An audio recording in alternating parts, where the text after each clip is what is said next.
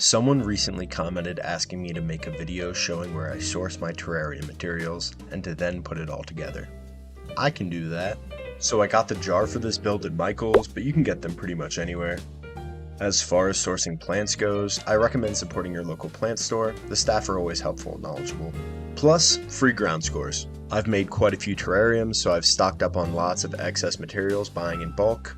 Here I'm going into my garage to grab some potting mix as well as some pebbles for the drainage layer.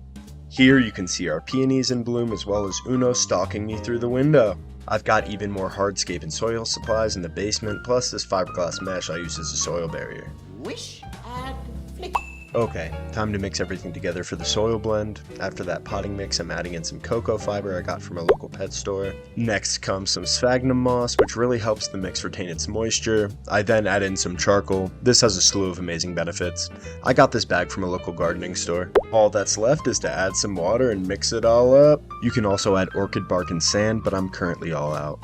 Here's a look at all the materials I'll be using for this terrarium. Let's make this thing. First, I drop in a few handfuls of pebbles to act as the drainage layer. Next, I'll carefully place the fiberglass mesh barrier I cut into the size of the jar's diameter.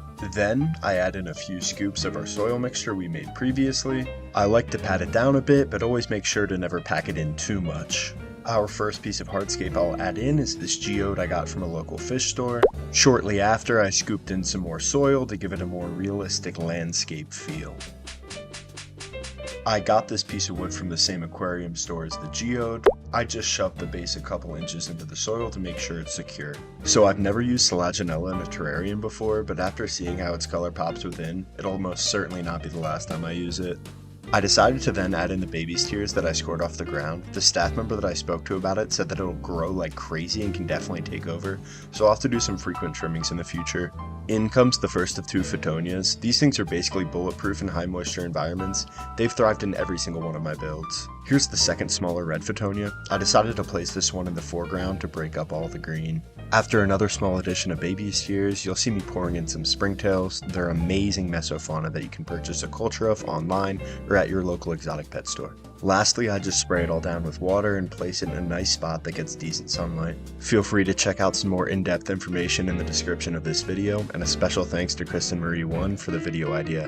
Bye-bye!